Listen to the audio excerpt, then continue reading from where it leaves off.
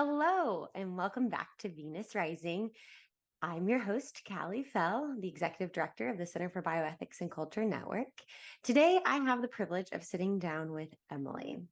Emily is a mother of 3 children, a postpartum nurse, lactation consultant, and a writer.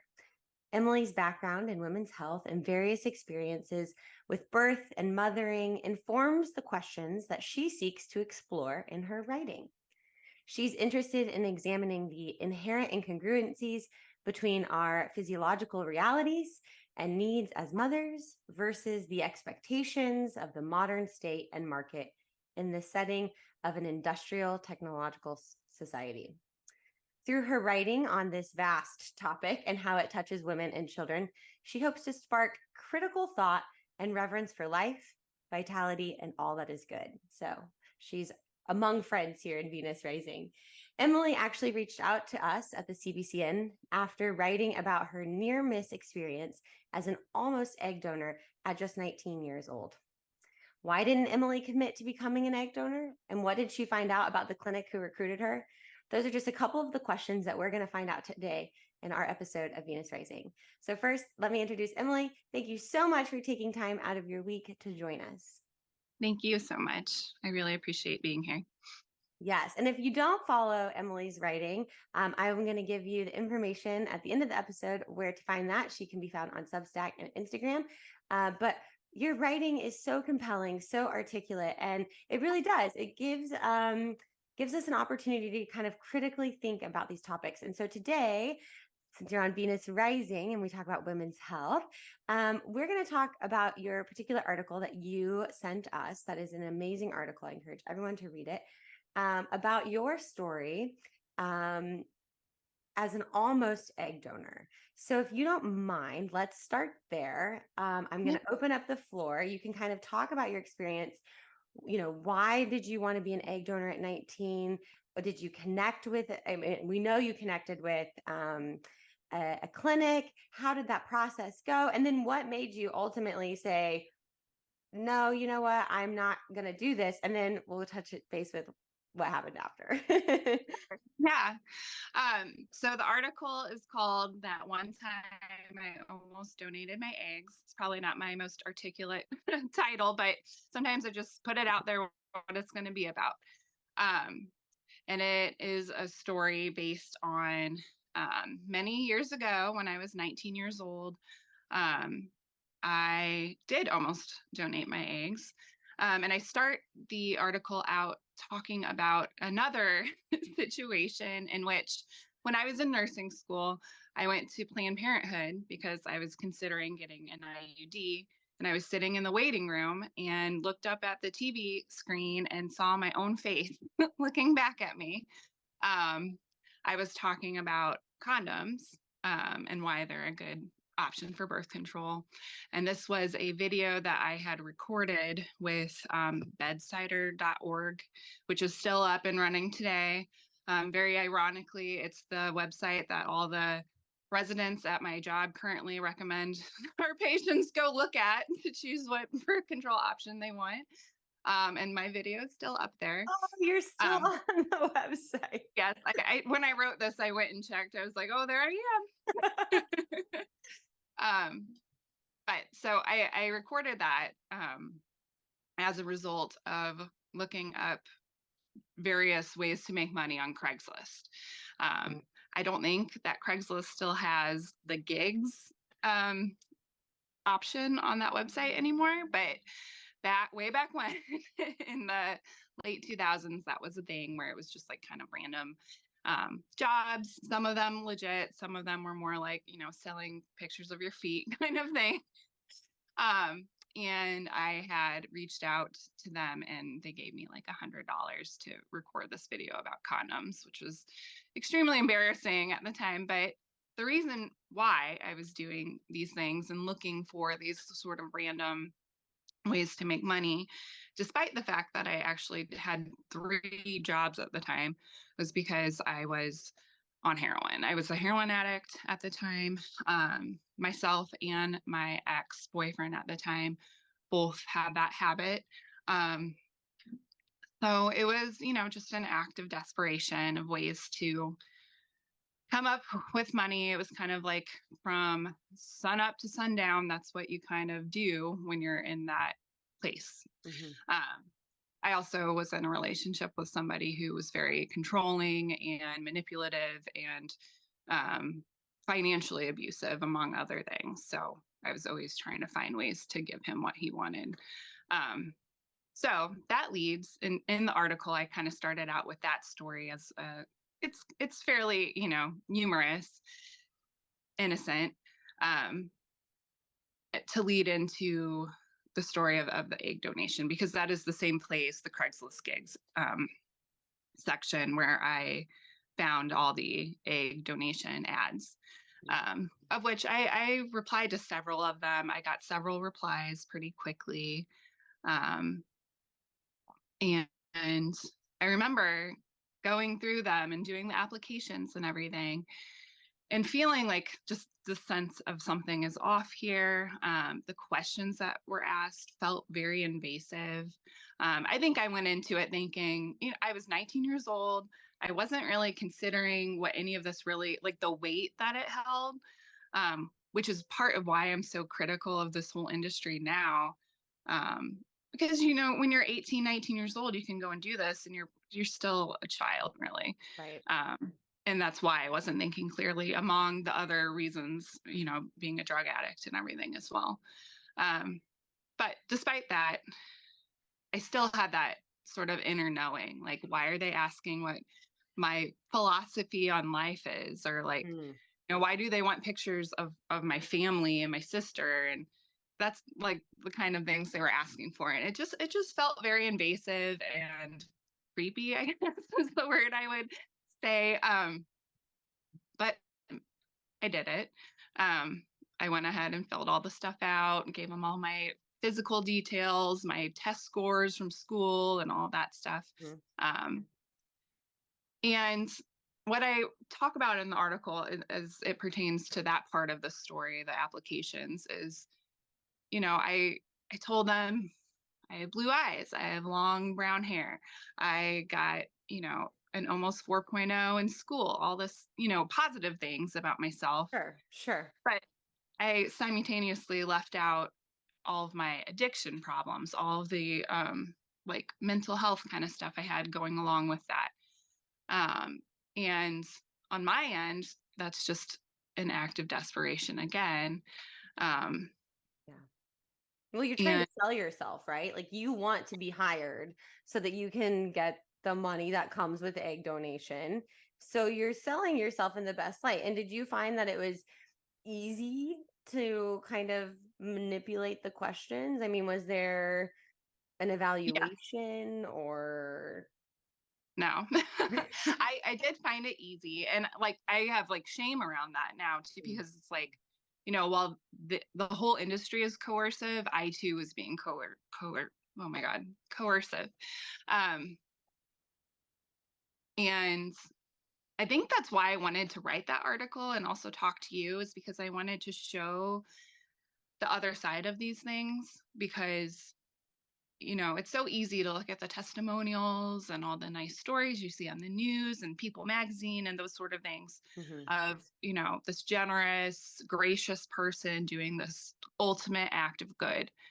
Um, Whereas I kind of wanted to shine some light on the perspective of the type of woman who may be getting into this Mhm. out of total desperation, the same reason women go into sex work and that kind of thing. Mhm. Um, and it's not because I wanted to hurt other people, or I didn't want to lie about those things. And that's part of why I didn't do it. I was like, well, I'll just get clean for a little while so that I can pass these drug tests and I'll go ahead and get through it and get it over with. And I kind of told myself as a way of like bypassing the guilt. Um, but just like still having to even consider doing that and telling myself those things shows that the entire situation, it's like a desperate person reaching out to desperate people, I think is what I'm trying to say. So Yeah. On one hand, you have someone who's really desperate to have a family or baby, and then you have someone who is willing to meet that desperation out of their own desperation, whatever that might be. yeah, Um, I recently read an article, and Diane Tober does a lot of work in the space of egg donation. And I like to use donation in quotes because it's not, like you're saying, it's not a donation. You're not going in giving this of freely. Um, Mhm. you're being paid, and that is we don't pay for organs. We don't pay. That's illegal. But yet Mhm. this is okay. But Mhm. she talks about how young women are targeted, one because they're young and healthy, but also they have this like the role of like college debt too, not only other things that going on. I've talked to Liz Schreier, who is on the board, or was on the board at the time of our interview, of We Are Egg Donors, an online group for folks who donate eggs, and she just talks about the coercive nature. And she donated her eggs because her mother was facing eviction. So these aren't people who are doing well, Right. who are Yeah. so do you think that the majority are in your shoes? Have you met other potential egg donors or those who went through with it since your time? I haven't met anybody Hmm. who has, at least anybody who has divulged that information to me. Sure. I feel like it's sort of it's easy, like I think it's a fair assumption to assume that a good portion of these women are doing it for some sort of need, economic desperation wise. Um, whether it be like the story you just said about the mother getting evicted or someone in their family is sick. I have read stories about women whose children had cancer they needed to pay for the treatment for. My own reason wasn't such a, you know, it wasn't a good reason. like It maybe doesn't the matter. The point, yeah, it doesn't matter. And I don't think that there's yeah, that doesn't matter, I don't think. yeah. Yeah. I mean, it's such an ethically messy thing to just add that kind of factor on top of it. I think it just kind of really illuminates how insidious it really is. And Mhm. like you said, like no one's people, if there's no money being exchanged, how many people would actually choose to do this? I don't think many would. Right, right. So do you then obviously don't have experience in this, but knowing your process of egg donation and the battle you were internally having, and now doing work in women's healthcare and writing and thinking critically about these, what do you think then too about maybe sperm donation or surrogacy? We did a study in surrogacy, the Center for Bioethics and Culture Network, where we interviewed 96 women in the United States, and not one of them was in like the upper three tiers of the tax brackets. They were all in the lower. Most of them talked about how they were doing it for altruistic reasons, but then when we kind of asked deeper questions, there was clearly also a huge financial component to it. Yeah. um Surrogacy is something I'm very, very critical of, and it's because I've seen it in person. Like I've taken care of the surrogates Mm. as a postpartum nurse. um And I've also heard other nurses tell stories about women they've taken care of at a time when I didn't work there. Um, so I mean, I would be critical of it whether or not I had those experiences, but Mm. I think especially seeing the the way they can be treated afterwards as Can they're, you can you give more detail into that without, of course, yeah, being very careful to protect with HIPAA and everything. So, yeah. could you give any details as far as like the care that you've seen? I mean, one thing that always kind of stuck out to me was a time when the family who the intended parents, I guess. They had to fly in from out of state at last minute. They missed the birth. And then after the baby was born, they just went because they were, they're like tourists in our town. We're based in St. Louis, and they're like taking their other kids to the zoo and going to the restaurants and all this stuff while the surrogate is there recovering. And also the baby is there alone. It's like so strange to me, this, like, you have this new baby and you're out at the zoo with your other kids, Mm. Like while the baby's in the hospital alone, the surrogate is laying there by herself alone. Um, I don't know. Just seeing that it's just so strange to me. It's so disconnected from like the actual like way that birth happens, that bonding happens between infants and mothers.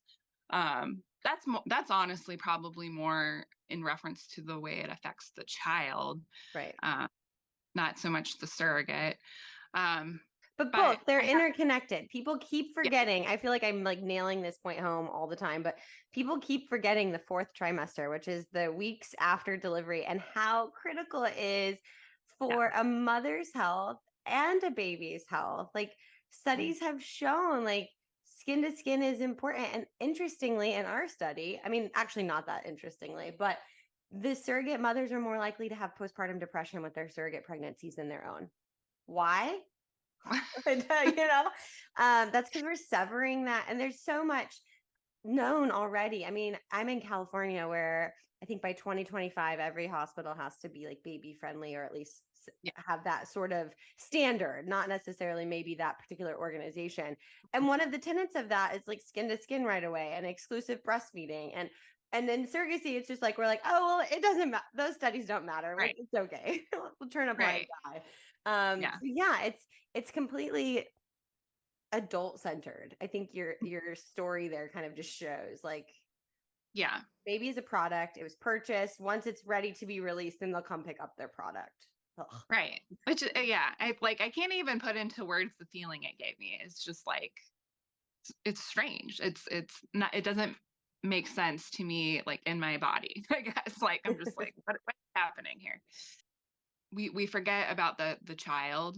And I think going back to your question about sperm donation, that's where I was trying to go with that is I think it's easier to look at sperm donation as not such a problematic thing because there's not the pregnancy and the birth and all that stuff that's attached to it. But when you look at it from the rights of the child to know their parents, it's just as problematic.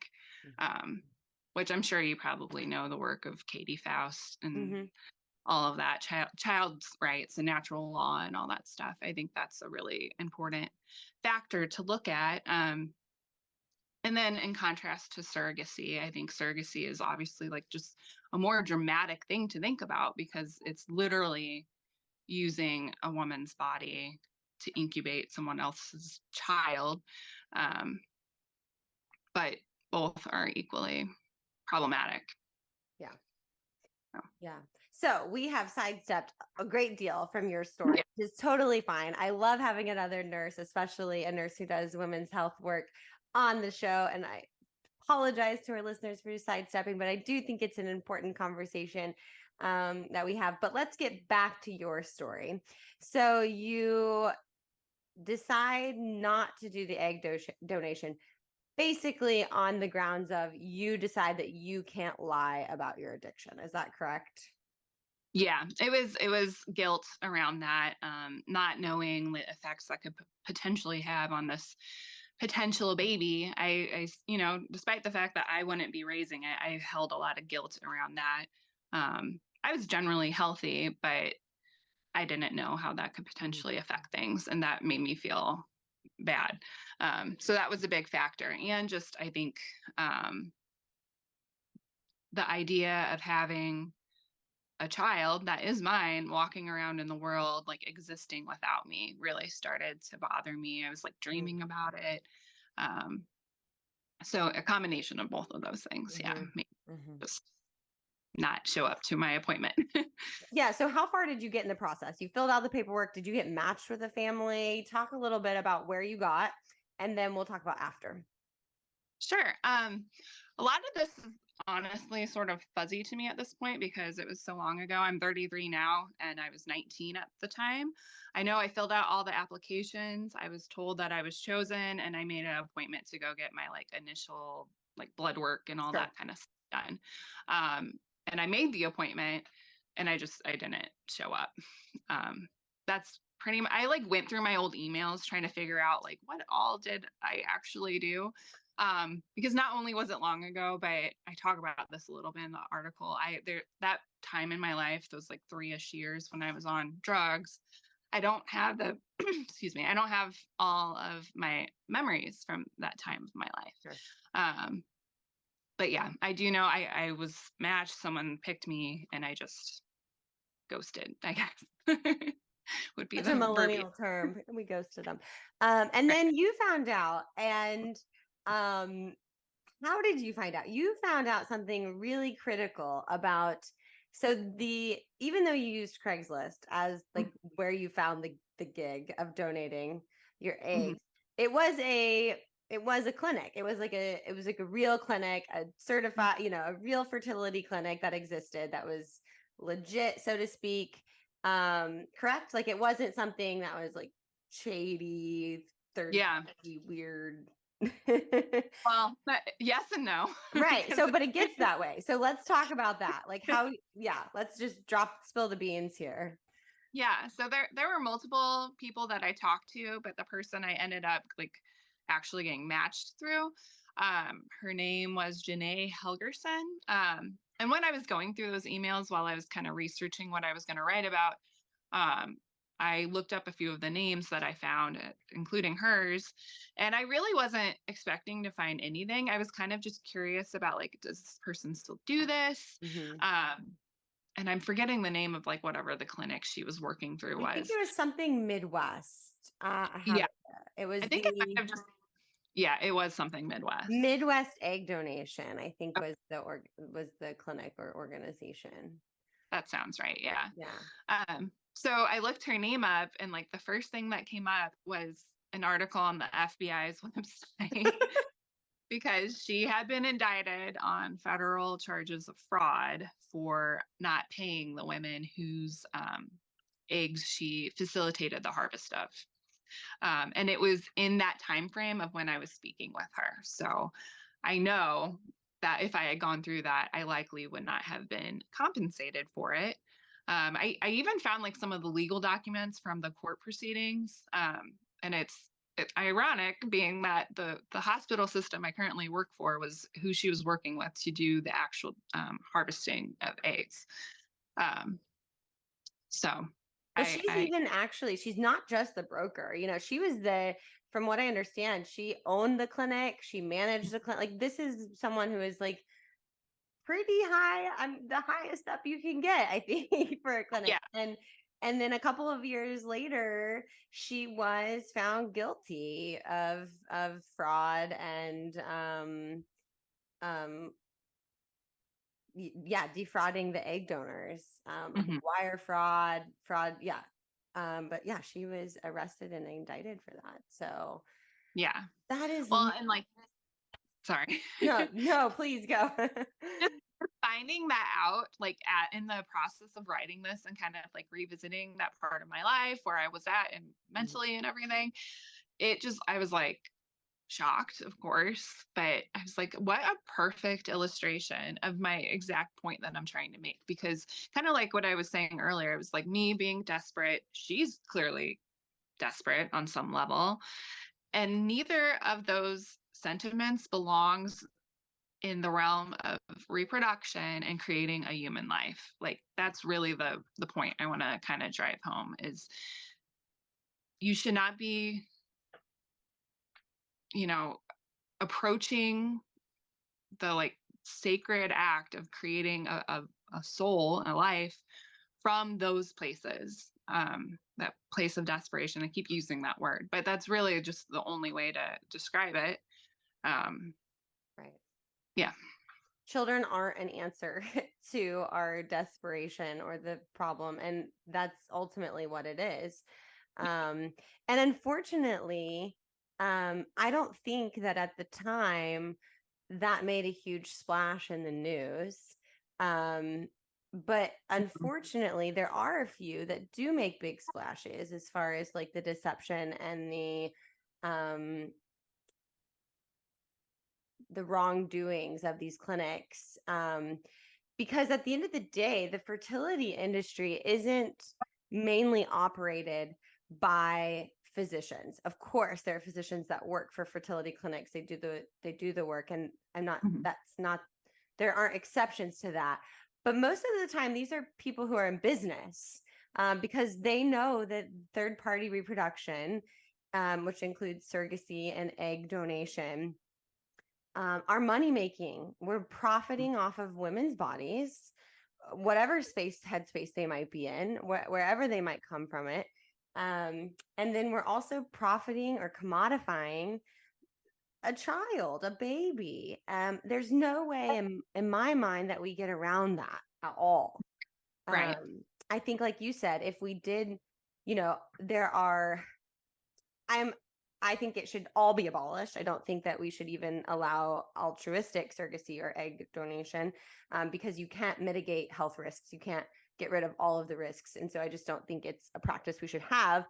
But Mhm. even if you did say, okay, we can allow altruistic, I don't really think I think there'd be a shortage. I think, and that's why places where altruistic surrogacy, like other countries where that's legal, but not commercial surrogacy, that's still why we see intended parents traveling to the United States or traveling to Mexico or traveling to India used to be a big hub, or Yeah. traveling to all of these places also that are, if you think of the list of places that are exploited for surrogacy, it's Mexico, we've got, um, you know, Romania, like not, Mhm.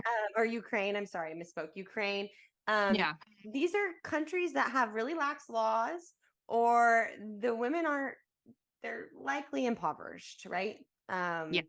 So I think you're just really hitting on with your article such an important topic, and such we need to be thinking about this so much more critically than we are. Um, Yeah. And that's kind of my, like, at the end of it, I kind of get into, even if you are doing it just because you enjoy being pregnant, or you really just have so much empathy for people who want children, the reasons you hear people say it all of the time. Um, and I truly believe that choosing to do that is just legitimizing something that also hurts other women. Um, and is it worth directly helping one woman when you're indirectly harming many others? Because when you legitimize this practice by doing it, it makes it okay for others to do it, and not just in their own mind, but in the public's mind, the public opinion of what this is, because you only see those nice, fluffy stories in the news, and most people aren't looking into it because they don't have a horse in the race or whatever. So mhm. Yeah, I recently on Facebook, I'm a part of a group, for, women's health nursing, and Mhm. other professionals. And I recently saw someone post about the two babies that were just born from, I think it was 30-year-old eggs or something. And everyone's commenting about how Ah, beautiful it is and how wonderful and all this. And I was like, I don't even eat chicken in the freezer that's over a month old. You know what I like? yeah. Like, why can't we? And I'm disappointed sometimes in the nursing profession that we're not thinking more critically about these things. It's okay to think critically about these things, and it's okay to disagree, and you can still be kind, and you can still be happy for a family. It's a tough place to be in, but I think we have to stop glossing Stop. over the conversation. So I was just kind of shocked and appalled, and I see these kinds of things happen all the time, where like there's a surrogacy story and everyone's like, oh, this is so great, this is so wonderful, this family. And I'm like, I just want to know the details, like, because Yeah. and then we've had surrogate mothers die, Yeah. from complications, and it's just a messy thing. So what would you say, I guess, to anyone who's listening, that might be considering donating their eggs? And again, I'm going to put donate in quotes. Sure. Well, I think, in answering this question, I'm answering it thinking about talking to my own, like, young self, or any younger woman, um, being that they are who is targeted. Um, I would say that it's not worth it, that it's too much to ask of you. Um, I really, really understood the weight of what is being asked of an egg donator. Donor. Um, when Love it. a few years after this all happened, I got clean and I had my own child. I got clean because I got pregnant with her. I gave birth to her. And I remember thinking after I gave birth that like this is what I was giving up. I think if you don't have your own children and you're young and you want to pay for college, you want to pay to travel, you want to do all of that, it's really easy to focus just on these fun things that you can pay for or take care of things that you need to take care of that are um, weighing on your shoulders or whatever. It's easy to just focus on those things because your own fertility, your own child rearing experience is so far off in your mind. Um, and also, you have that sort of invincibility kind of thing when you're young and you're not thinking about how this could potentially affect your own health, your own fertility. And I think about it in this way that like say I did do it and I my own fertility was affected and there's this alternative world where I would have children out there walking around in the world that I would never know existing without me and I have 3 children now. I wouldn't have them and I just would encourage young women to consider those alternative Mhm. worlds per se Yeah. for them. Yeah. Yeah. And you kind of hit on a point that we won't go into, but I've had many donor conceived people on the podcast, and they talk about, finding out um, that they do have a family, a genetic family outside of the family that raised them, and just the implications of that. And I think it's hard as, again, 18, 19, 20, 21 year old to think about like you said, not only your own health risks, which they do not tell you about, they do not give because they do not understand them completely because there's no registry, there's no research on these women. Mhm.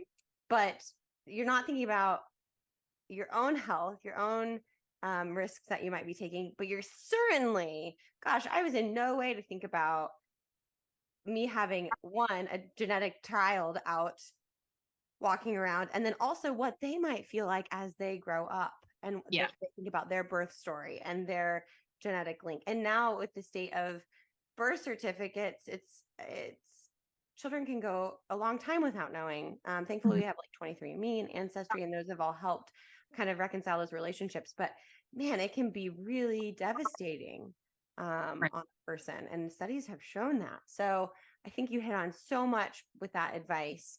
um, would you say anything to someone who might be considering using an egg donor? What would you say to them? I would say that they need to consider kind of all of what we've been talking about here, why that woman is doing this. Um, I would say to kind of dig down deeper and look past the altruistic stories that you hear, um, to really pay attention to both sides of the reasoning as to why someone would want to be doing this. I think when you're that desperate and want a child so desperately, which I truly have a lot of empathy for, I can see how it would be easy to put your blinders on and just not hear that these things, you Absolutely. know. But I think you have to find it within yourself to dig down into the truth of the matter and know that a lot of these women who you could potentially be using the genetic material of for your own gain are doing it because they are economically desperate. They have, in my case with my drug addiction and everything, had a lot of mental stuff going on and everything too. um, I would just encourage them to think about that. Think about the reality of the situation. Um, yeah. Yeah. So you write pretty often on Substack. Mhm. And I appreciate you going into that article a little bit more, and we'll provide a link for that, and just starting that conversation. But I wanted to ask you kind of lastly, what other things do you write on that you find that we need to have a conversation about? Or what is it that you would like people to focus on? Yeah.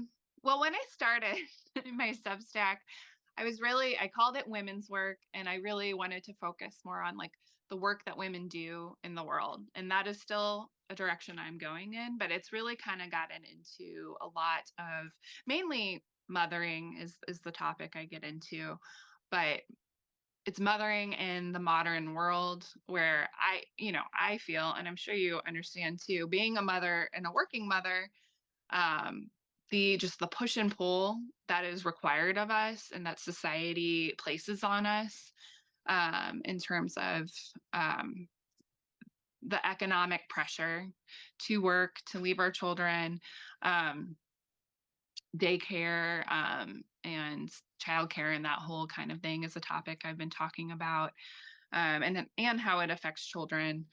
Um, Natalism and antinatalism is a thing I'm very interested in. The whole trans conversation is something I talk about, and really just femininity in general. But not, you hear all like the trad wife kind of stuff. I really approach everything from a physiological standpoint, and just the female experience, I guess, would be a good to sum it all up, but especially with mothering related topics, breastfeeding, things like that. Yeah. Well, you come at it with expertise in that. And I think it is hard. I saw a meme the other day and it was like it was like, I'm going to be a mom like I have no job, but I'm going to work like I have no children. And then I was like, yep, that's it. How do I get there? It's impossible. But so it's nice. Yeah.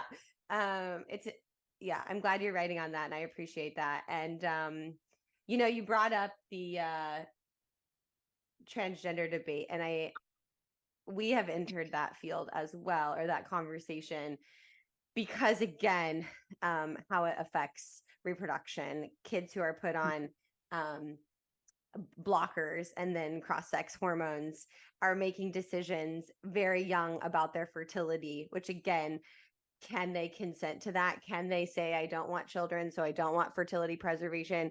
And then fertility preservation that's offered is lacking to say the least. Yeah. Science experiment, really. So Yeah.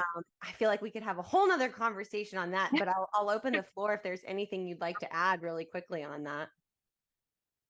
On the transgender Yeah. topic. Oh my gosh. It's such a big topic. Mm-hmm. Um, Well, as it relates to maybe reproduction or health. yeah. Well, the thing that I mainly have written about thus far was, I don't know if you've seen in the news all the stories about the transgender women or trans identified males, um, taking pharmaceuticals, domperidone, to induce lactation. um, Mm-hmm. so I really got into that topic, and also, but not just the fact that they're doing this, but the fact that medical professionals are supporting them in this, specifically La Leche League, which really kind of grinds my gears, just because La Leche League to me has always been kind of the pinnacle of what breastfeeding support should be.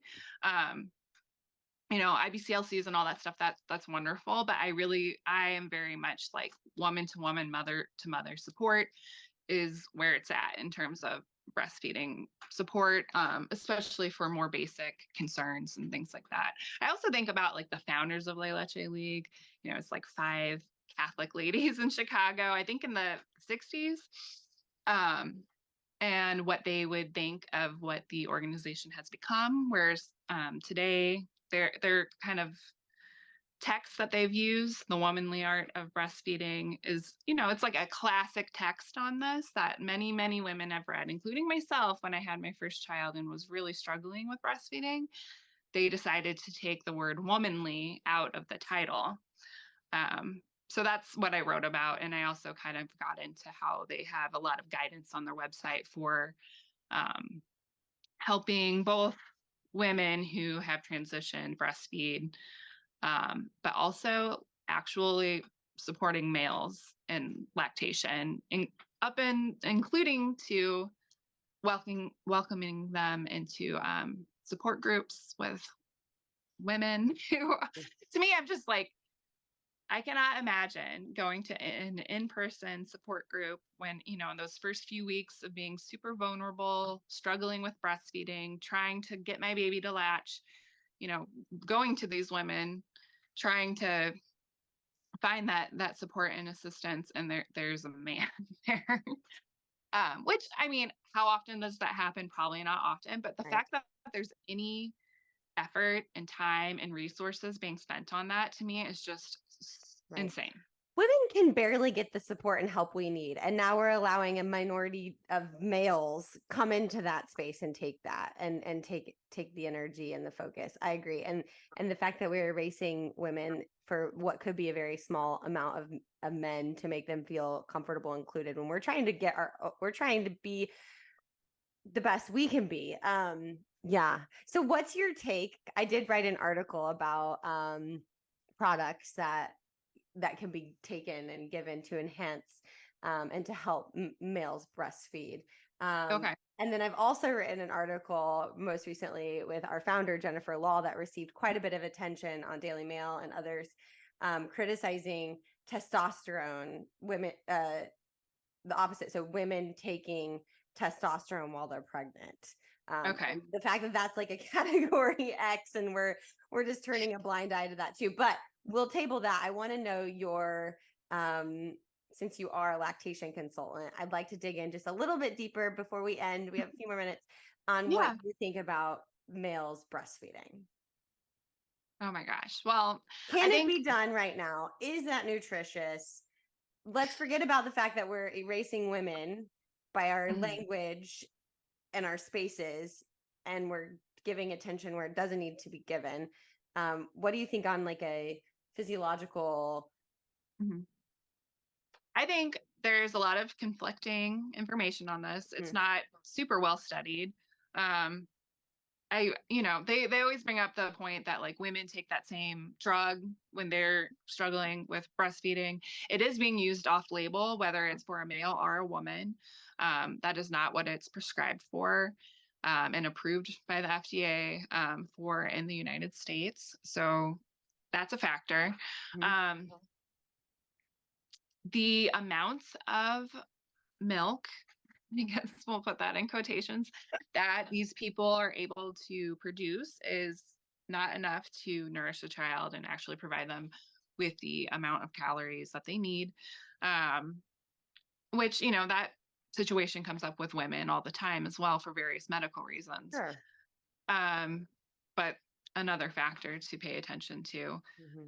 Me, I'm just like, we're clearly trying to cheat nature. We're trying to appease the male's delusions, essentially, and we're using the baby as a pawn, essentially, to provide an adult with whatever sort of satisfaction or uh, affirmation or whatever that they are seeking. Um, and that, I mean, I guess that's not the answering your question really, because that's No, not it the totally is. It totally is. I appreciate you just gave me the heebie-jeebies while you were talking about it, because you're right. It's all about um an adult getting some sort of satisfaction, whether yeah, that's through the feeling like they've accomplished something that they shouldn't accomplish, or yeah. yeah, it's all I about also that. And we're using a baby to do that. Yeah, and I think people don't realize that it takes a lot of effort for an infant to nurse, especially when they're learning how to in those first few weeks where you are establishing breastfeeding. Mm. Um, so anytime they're on there struggling, trying to get whatever liquid is there out, they are burning calories. Right. And Right. I think that is necessarily fair to them. And at the same time, it's like, well, someone gave birth to this child, clearly Hmm. not him. That is who that baby needs to be establishing that breastfeeding relationship with. Hmm. Anytime that baby is hungry and not nursing on the mother, they are losing out on establishing a good milk supply, bonding the way they need to be bonding with the mother. Hmm. So again, it's just that would be more of a physiological factor that I Right. would think about too. So, Well, and the mother that birthed that baby, if not breastfeeding, she's also missing out on the benefits of breastfeeding that we've shown, like decreased risk of cancer later in life. There's all kinds of benefits to women to breastfeed. And of course, there are situations where women can't breastfeed or it's too difficult or something else. And that's okay because, yeah, but with men, we're creating a problem that doesn't need to be created. That's kind of like exactly. how I feel about egg donation or embryo that are on ice. We're creating children that need to be adopted for no reason. We're Right. It's creating surplus. Like this, we're creating an issue. It's completely different when it's a woman and we're struggling. And that's again where the resources need to be put. And from what I understand, that drug is actually really hard for women to get who really it do is. need it. But yeah, we're handing it out kind of a little bit like candy when it comes to men. Mhm. And I think the other thing is that I think about is there's a lot of breast changes that happen during pregnancy. Like your areolas get darker. There's a reason for that. That's so that the baby, because babies can't see very well, can distinguish. It's like a bullseye target. Like, oh, But, there's the nipple. I can see that. Your mhm. nipple gets bigger. So the baby can be able to really grasp on that. And I think of like male nipples, they are not as robust. Like Aim. Right. they just don't have the Yeah. the material, the tissue there to do it. So yeah, Mhm. it's really frustrating. I'm really glad we touched on that. Is there anything else you'd like to add, or No, I I want to mean, give you plenty of to add time? to what to add to what you just said, I would definitely say it is just like the manufacturing of some level of suffering for an innocent child. Mhm. Um, but yeah, so yeah, that's all I would add. Yeah. Well, thank you. I'm so glad we kind of touched on that. I'm going to have you back and we'll just like dive more into the science behind this. Because yeah, some medicine has really jumped on this. And I'm like, what is happening to the medical establishment? What Mhm. is happening? Why are we not using the schooling, the education, the all of this information that we know, and we're just sidestepping it so that people in the name of inclusivity. Right. Um, Yeah, yeah, that's something well, I talk about, like womanhood, breastfeeding, birth, all these things are inherently exclusive, yep. whether we want to admit it or not. So yeah, I agree with the same feelings you have about medicine and our profession and everything. There's a lot there that we could get into about what's problematic and the sort of pandering to ideology that I think we probably both see Yeah. Yeah. healthcare industry. Yeah. Exactly. For me too, the biggest thing is just like the erasing of women. It really irritates me. We don't give out like an educational handout now because it's not inclusive. It uses the word women. I'm like, oh, so we're just not going to give the education now. We're just not going to give the hotline that they can call, when they're struggling in the middle of the night because we don't want to offend someone, Oh my gosh. So, and Right. that's not all the time, but someone had said that recently to me. Oh, don't give that out because it's not inclusive. And I was like, what? So, That is not a good reason. right. Oh God. Um, yeah, well, our time is coming to an end. I want to be respectful. I've had a really nice chat with you. I want to say thanks so much for taking the time to meet with me and share your very personal story and about your writing. It's been a privilege to have you talk on this show. And if listeners aren't already reading Emily's work, I really want to encourage you to go to her Substack under the newsletter name Women's Work. I'll include the link to that in the show notes, but just for those listening, it's theworkofwomen.substack.com, theworkofwomen.substack.com. And you can also find her on Instagram with the handle tend.her.heart. I'd like to thank each and every listener and subscriber for tuning in. Our goal, as it seems is Emily's, is as ever to create conversation, facilitate discussion, and encourage everyone to think beyond the masses. So, Emily, thank you so much. Thank you so much.